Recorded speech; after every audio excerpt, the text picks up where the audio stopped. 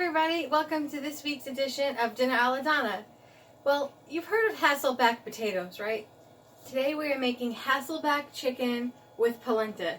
So, get out your casserole dishes, it's time to make dinner. Chicken has slits in it on the front side of the breast, the same way that a Hasselback potato would.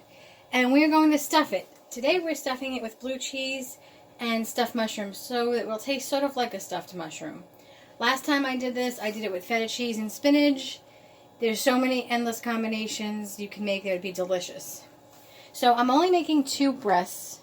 So I have here about 4 cremini mushrooms that were whole that I sliced into pieces. A little bit of olive oil, salt, and pepper. And what I'm going to do is just sort of partially cook the mushrooms so they sweat out a little bit of their oil and their water, and that way I could stuff them into the breast, and when I bake in the oven they'll still have plenty of time to cook but also be partially flavored. I'm going to add a little bit more oil. It's probably about a tablespoon altogether because it doesn't look like I've done enough there. And put my flame on medium-high. And just toss them all around so they're evenly coated. And now you want to do this a couple hours or even the night before you want to make your chicken, because you want it to be cool enough to be able to handle the stuff, because you're going to have to use your hands to really stuff the breast to make sure that you get it all the way in. And so that's why I'm doing this now. I'm doing it a couple of hours before I'm going to make my chicken, but if you do it the night before, all you have to do is take them out of the refrigerator, let them warm up a little bit, and then you could proceed to stuff your breast. So now we're going to wait. I'm going to cook them maybe about 5 minutes. I'm going to just watch. And only by force of habit do I know what they look like when they're ready. But sort of like an onion, you'll start to get that gumminess, that breakdown of the mushroom. And they'll have a little color on them, but we're not going to cook them all the way as if we were just using it as a topping and not going in the oven.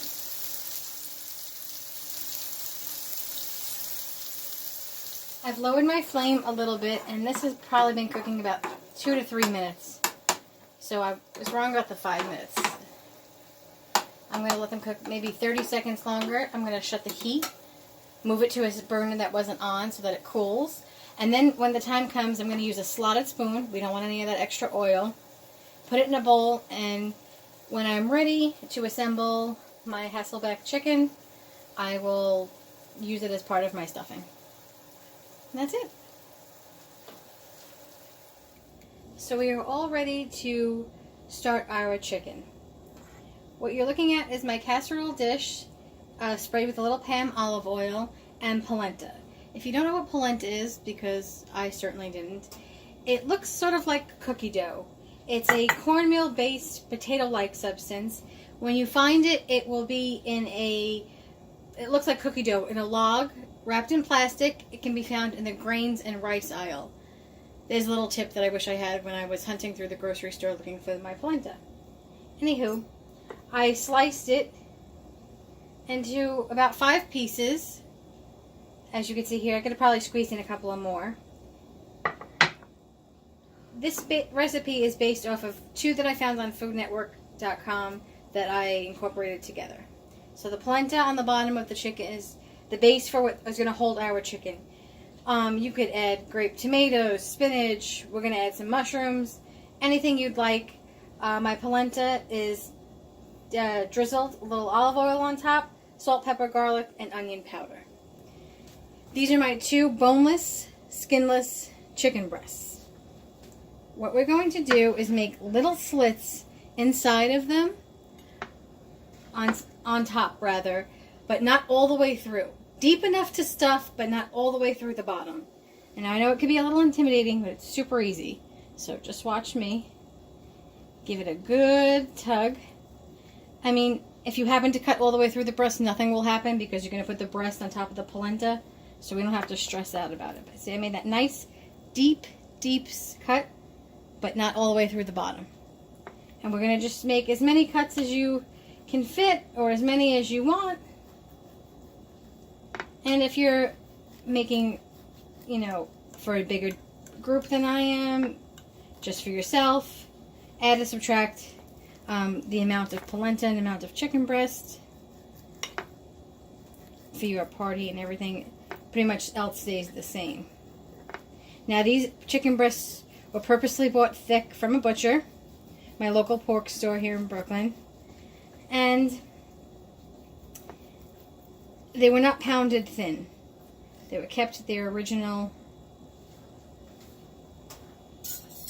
density, I suppose. Okay, so now what I have here is mushrooms, a little bit of blue cheese, and some seasoned breadcrumbs, not panko, in paper bowls. I've emptied out approximately what I think I'm going to be using. These are all the mushrooms we cooked before. Whatever doesn't fit in my chicken, I'm going to scatter around my polenta. Same with the cheese. When I have meat hands, after I've touched raw chicken or meat of any kind, I don't want to stick my hand back into a breadcrumb dish or the cheese container or any kind of container without washing them. But of course, I'm still handling my chicken, so I just feel like the paper dish is the easiest way to control what I use without touching anything extra. And of course, whatever I don't use goes in the garbage, not back in the container, once I've touched them with my salmonella-esque hands. Okay, so let's stuff some chicken. I'm going to start with cheese and then alternate into the mushrooms, but of course, you can do whatever you'd like. And you see, I'm just really, let me step back for a sec so you could see, stuffing that guy. And then you just find your other slit. Sometimes I can't find them out. And you just stuff them in. They will hold a lot more than you think because you have a lot to play with. So you can just really cram it in there. Falls out, no big deal. You leave it on top. Okay? Obviously I should have cut my mushrooms a little smaller, but I'm a little bit of a lazy chopper. Now I'm using crumbed blue cheese, so it's going to sort of melt a little bit more. You could certainly just cut up a block of cheese of any kind, and that will work just the same. Now, you ask Donna, what if you need more cheese and you have your chicken hands? Well, I'm going to wash them and then go back in the container and get some more. Pour some more into my bowl. That's all. And, you know, as many slits as you can fit, as many. Okay, so that's one breast. We're going to pick that guy up. It's a little heavy now. Doesn't matter if anything falls out. It's all going to the same place. Pretty. Across the polenta. Now we're going to do the same with this guy. Oopsie.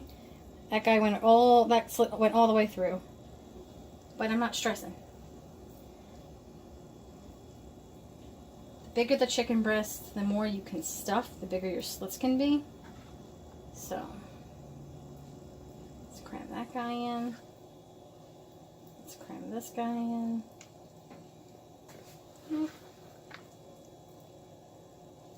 we're doing it. We're getting it done. That got a little sloppy, but it doesn't matter. The attention to detail I pay to my food, the people that eat it and enjoy it don't pay half as much attention. So, whatever mistake you think you're making, I assure you, it's just fine.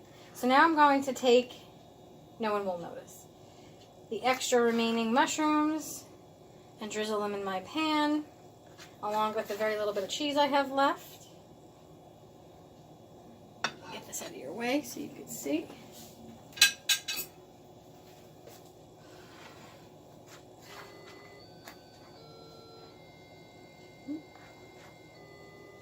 There's my living room clock going off. Telling you it's time to make dinner. Okay. Another piece of polenta would have fit probably really well there, but I ran out. Okay, so I make really great stuffed mushrooms, and one day I'm going to show you how.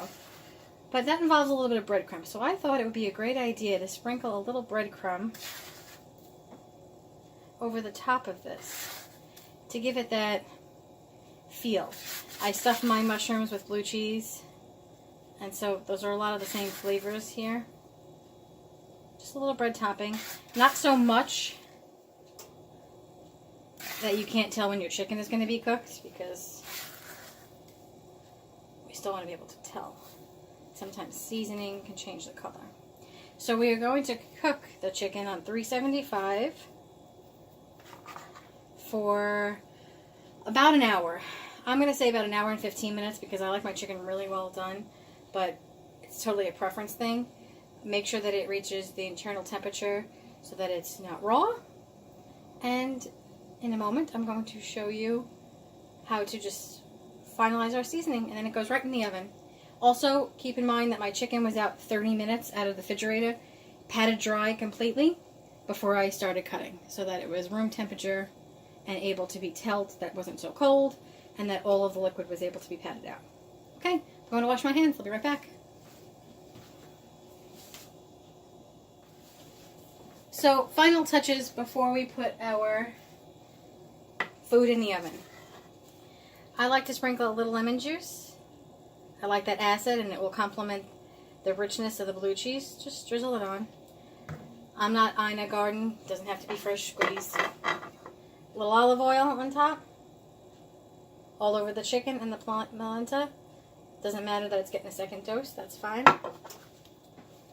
Fresh ground pepper. Whatever kind of pepper you have. You can also use white pepper if you like that.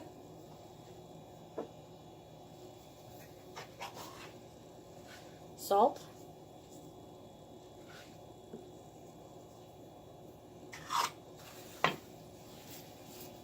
And lastly, my two other BFFs.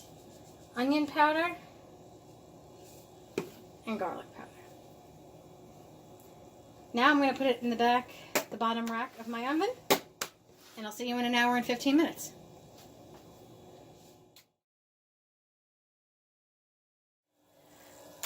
My chicken is cooked about an hour. I just took it out of the oven. The little charred parts that you see here are where the oil and the mushroom and that little bit of cheese I had put there, I guess, burned. So that was a lesson for me. I've only ever made this dish one other time, and that was with feta cheese and spinach, and that had no char marks, and it was perfect. But my polenta and my chicken are still good, so it's going to still be a win for me. And that's the most important thing that you can learn when you cook, is that as long as the food is edible, you've done your job well. So now you see my polenta on the bottom.